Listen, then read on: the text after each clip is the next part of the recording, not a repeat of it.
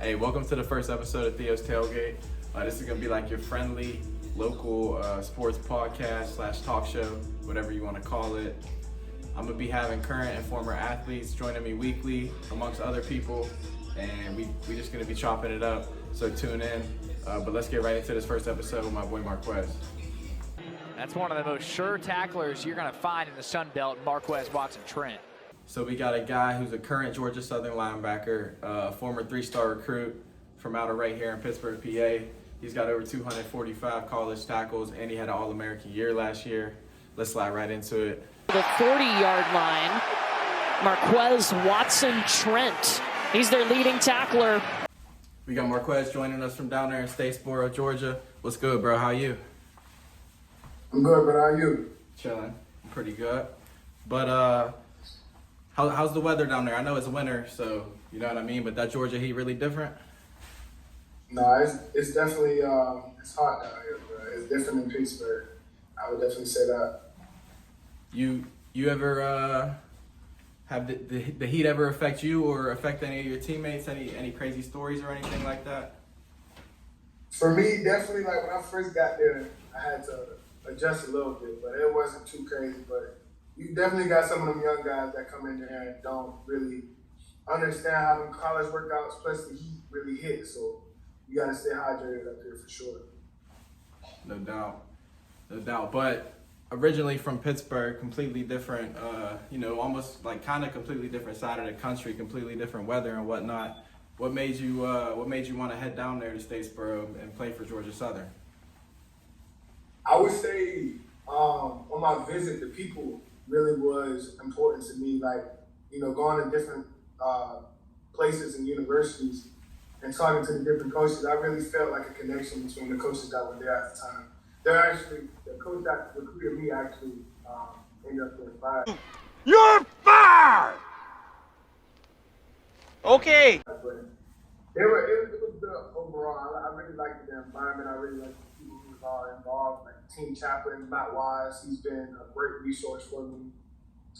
Different people, but I feel like the people were definitely the thing that really brought me to it. Obviously, it had my major, which is accounting that I wanted to do, and there was in a good conference where I knew I had a chance to, live out my dreams, go to the league and everything from here. So all of that into one, but the people were definitely special to me. Speaking of the league, Sun Belt, your guys' conference had 13 players selected in last year's NFL draft. So it's obviously some high-level football. What was the hardest part of adjusting to that level of football aside from the heat? You know what I mean? Yeah, I would definitely say college period is understanding that when you first get there, it's kind of like a humbling experience because you're not going to be the best player right away. So trying to like navigate through finding your role. You might, start on special teams. You got to work your way up and really sit a little bit is probably the most challenging part. But once you get that and you get the playbook down and you start finding your confidence again, you kind of start rolling. You start realizing like football is football, no matter where it is, what level. There's different aspects of the game that change, like learning the plays and motions. The speed of the game is different, but once you really settle in, it kind of all comes back to those high school little league days. That's what I like to remember and kind of relate it to. So, 2020. Speaking of sitting in like true freshman, you didn't sit too much, but obviously you didn't like walk in and get as much playing time as you would like. Yeah. But that's with anybody. But 2020, you still saw ticking 10 games. 2021, unfortunately, suffered the season-ending knee injury, first game of the year. Bounced back though with back-to-back all-conference selections with the past 2 seasons. How are you able to bounce back though, physically and mentally? Who and like what helped you get through that? I would say the biggest thing that helped me kind of bounce back was definitely my relationship and my faith with God. Just really buying back and really building my relationship back up. I felt really helped me stay motivated, and those injuries, it's easy to get off track, it's easy to get depressed if you're kind of in it alone, but, finding my sense of security in Him really helped me through that process. Also, my support system, like my family and my girlfriend has really been a key factor in, kind of not feeling alone, even though, I'm away from my sport, but staying focused and building, having fun in different aspects of being, being a son and being a boyfriend and being, a brother as different, different aspects. Finding fun in different things really helped me do that. Yeah, so you mentioned your faith. Speaking of faith, what does that look like for you daily? I think for me, in any relationship, you have to give your time. So that's the most important thing, most important aspect of building a relationship. So having a daily time where I'm either praying or I'm in scripture or even telling other people about it, that's those actively things building a relationship with the Lord. And that's something I try to do daily. Whether it's waking up early, I wake up around 5:10, 5:20, get straight to praying and try to read scripture each and every day. Those different things like that and building them into my routine has kind of helped me build that relationship. Gotta keep God first. Yeah, so that's awesome, obviously. So Coastal Carolina week, you got a defensive player of the week in the Sun Belt Conference. You racked in 14 tackles, a couple TFLs, got the game-sealing interception. Right after the game-sealing interception, though, you ran right over to the coach, handed the ball off to the coach, and then went and did your thing. But tell us a little bit about that moment in that game and why you did that. Yeah, that was a huge moment. That was a fun game. It was a competitive game. Coastal Carolina actually beat us last year, the year before that. So they'll build up us kind of having a little rivalry building up and different things like that. Why I gave it to my head coach is just understanding the moment and understanding how much he was affected by these games and different things like that. And just showing him love, being able to celebrate with him was kind of that main focus on that. He put a lot of hard work into it, just like we do. He kind of changed the culture. So salute to him and what he did to our program. I just try to add him into it. Yeah, it seems like you got a pretty good relationship down there with him and those other coaches down there. Is that the case? Yeah, for sure. Definitely have a great relationship. It's a blessing to have coaches that really care. Outside of football, we have a relationship, and then when we get to work, we have a relationship. So it's really a blessing to have. Yeah, you had 11 games over 10 tackles. Most of them was over 13 tackles, actually, against schools like Wisconsin, Nebraska, other schools in the Sun Belt. What gets you locked in and ready to fly around, make tackles in those big time games? I would say I would salute definitely before every game. I definitely pray. I have a specific word for word prayer that I try to say right before I go out there, and then on the second half I have something I'll say. That and throughout the week, preparing my mind. If it's film, if it's just visualizing plays I'm going to make, different things like that. That's all throughout the week. I'm trying to win the week. I'm trying to win the game before I even play it. So gotta stay Monday, prepared, the playbook we're going to have. That's what I'm on. So I'm preparing throughout the week. That's what really helps me on Saturday to be able to perform.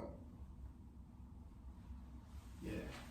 Got to take care of your body in order to be a high caliber athlete outside of all your Georgia Southern program training and whatnot.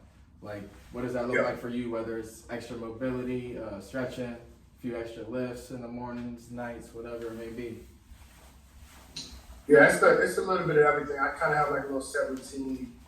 So I'm getting up at 5:20 every day. Starting off with prayer, I feel like that's how you set your tone, just on how you end the day. Definitely getting that prayer in.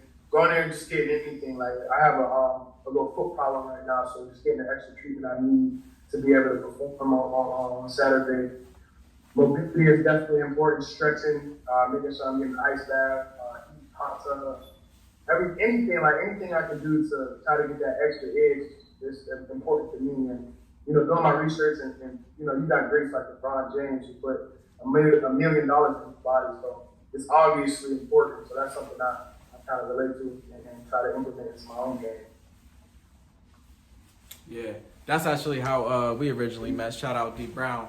But you also got to take care of you also got to take care of your body, as in feel eating right and whatnot. I know you guys probably have a good nutritionist and a good sports nutrition program down there, but do you cook yourself? Yeah, I try to cook myself. I try to cook. I try to do that. Or can you cook? Yeah, I mean. Yeah, I can definitely cook. I wouldn't say I'm a top chef, but I definitely can make, everything I need to make, throughout the week. If it's chicken, if it's steak, if it's shrimp, if it's fish, all of that. I can cook. I can cook a good bit. And so you guys last year, 4 All-American selections, one of them being yourself with the field still honorable mention. We had 3 freshman All-Americans as well. DeAndre Buchanan with the return specialist. You had 2 up front on the O&D line. What can we expect out of Georgia Southern next year? We got some great players coming back, and one word would just be excited. I'm excited to see what those young guys do. Those guys who kind of get in that second year there, and he's that freshman Dre. He's going to be one of the best kick returns for a long time. So I'm excited to see what he do in the second year. Chandler and Elijah, those guys are going to be good for us. We got a lot of good guys coming back. I'm excited to see, what we put together. I know we're going to put the work in. I know it's just a great opportunity this year, so I'm excited. Yeah, me too. You guys started out real hot last year, went 4-1. Then you guys made it into the Myrtle Beach Bowl game against Ohio. So, yeah, high expectations for next year. I'm excited to see what y'all get into. Yeah, no doubt. Definitely got expectations. And speaking of Georgia Southern football, you guys got a rich history when it comes to the game. Had some steppers that played for you guys, such as Jadarick McKinnon, who comes off the top of my head. He just got his 2nd Super Bowl champion. You wear the same number as him, actually. Yeah. But how much of an honor is it to play for Georgia Southern? Yeah, it's definitely an honor. When I first got here, I didn't know a lot about the tradition and what it means to be an Eagle. But getting here and learning and hearing from the alumni just how much it really means to them. We got really cool traditions like the yellow bus and our Eagle Freedom. There's just a lot of great things that came out of here. And, tell us a little bit about that. Tell us a little bit about that. What is the yellow bus? The yellow bus is a tradition we do before every home game. So we'll get on our bus, we'll go around the community and different things like that. We got our little sayings we say and different things like that. It's just an experience that a lot of people don't get to do. And being involved with that is just an honor, a true blessing really to see what it means to be Eagle, the blue collar mentality, just understanding different things like that is definitely a blessing. Yeah, I know football is a little different down there in the South when it comes to traditions and things of that nature. Is that true?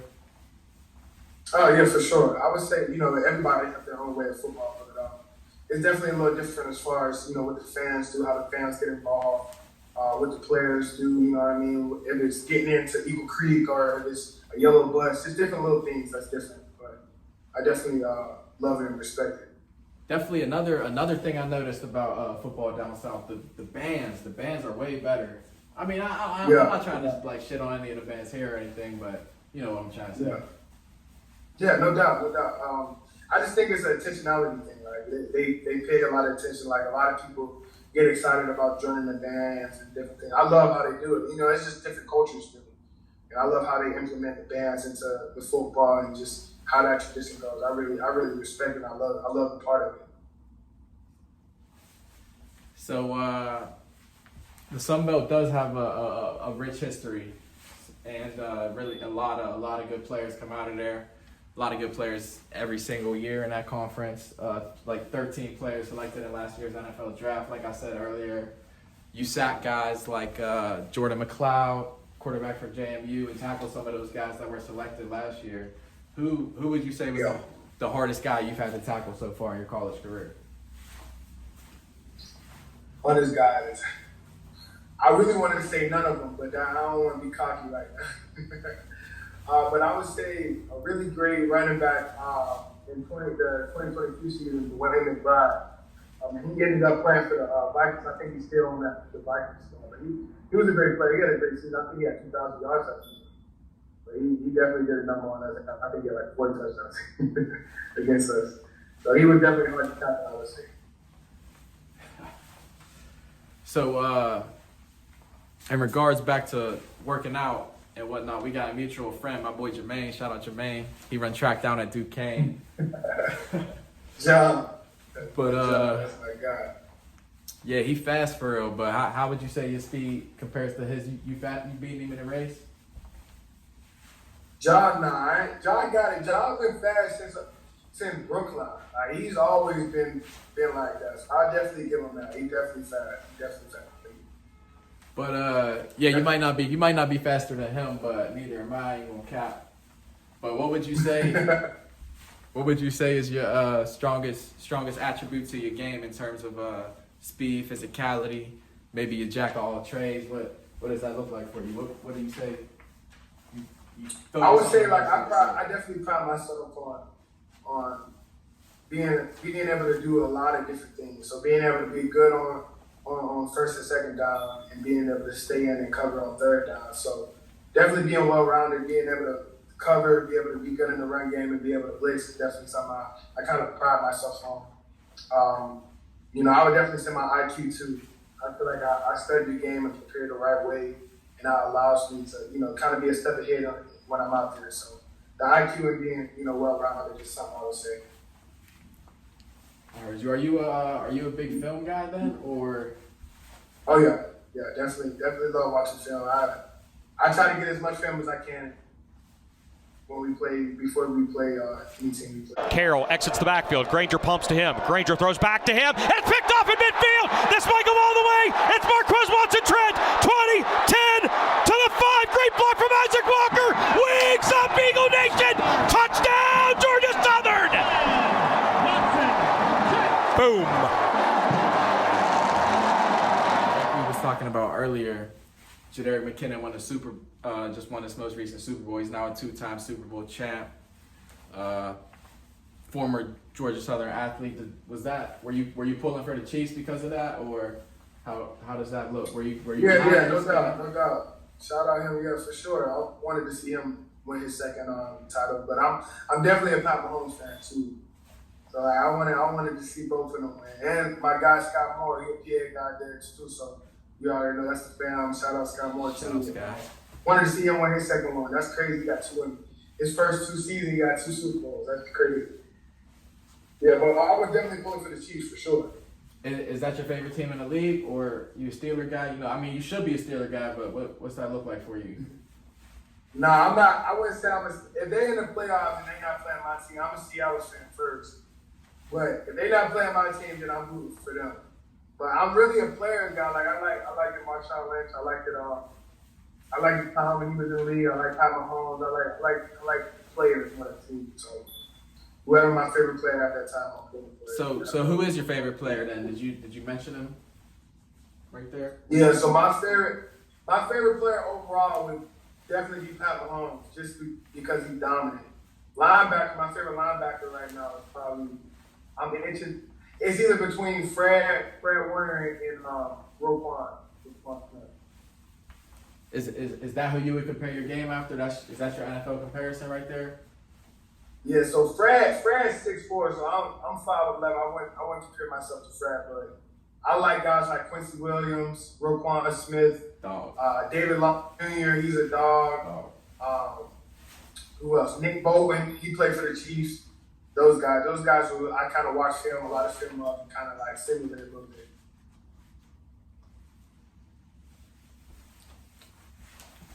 What about hoops? Who's your favorite hooper? Can you hoop yourself or not? Yeah, I can definitely hoop. I can hoop a little bit. My favorite NBA player would be definitely Curry. Curry fan.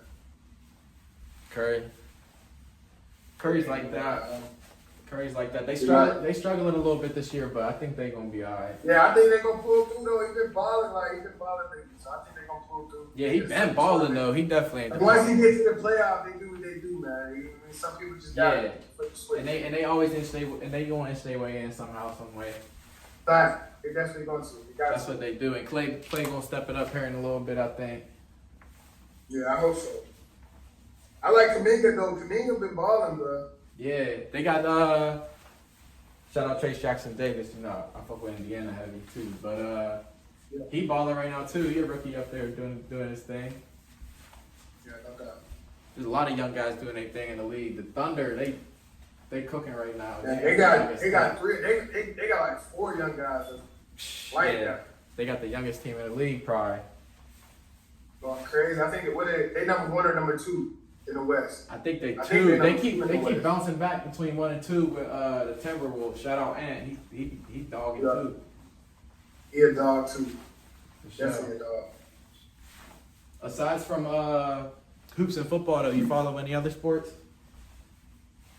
Not really. Like I really kind of stick to that basketball, football. If I watch the UFC. I do like the UFC a little bit. Who's your favorite UFC fighter then? I would say Jim Jones. He dominant, man. Nobody can beat him. Bro. I don't think nobody can beat him. Yeah, he the GOAT. He like that. He goated. He definitely like that. Definitely say Jim Jones. What about boxing? You got a favorite boxer or not really? You ain't really into it? Nah, I'm not gonna lie, I am still. I like Ryan Garcia just because the way he, you know what I mean? He kind of like that underdog story. That's kind of how I see myself. I like him. I think he can box. I think obviously Tank is like that. I'm not a Haney fan. I don't think he's good. Yeah, and I feel like he be ducking a little bit, but he do be ducking smoke too. He definitely ducks smoke for sure. he don't really want to fight Tank for real, cause I don't even think he really won that fight against Little Chick. That too, and he don't want to fight Tank. He don't want to fight Tank too. I don't think he won that fight. Me neither. I don't think he won that fight. But all John Jones fights though, the UFC, them ain't even up for debate. I mean, he the GOAT. Yeah, he dominate every single one, man. Every single one. There ain't nobody that can get in that octagon and really do something. Facts. But all right, bro, we definitely appreciate you joining me down there in Statesboro. Yeah, I mean, it was definitely a good little chat. Yeah, I mean, stay blessed and best of luck this year. We're gonna tune in again after y'all win the Sun Belt and whatnot. I appreciate you, brother. Thank you for inviting me on, man. I had a good time. For sure. On second down the run, out of the Eagles' timeout, Marques Watson-Trent on the tackle. We haven't even needed to talk about him yet because the D-line's doing all the work, but Watson-Trent is the leader of this defense, and there's no question about that. So yeah, let's tune in to Georgia Southern this year. Most of the games is on ESPN, ESPN Plus, Stream East. But yeah, so that's a wrap for episode 1.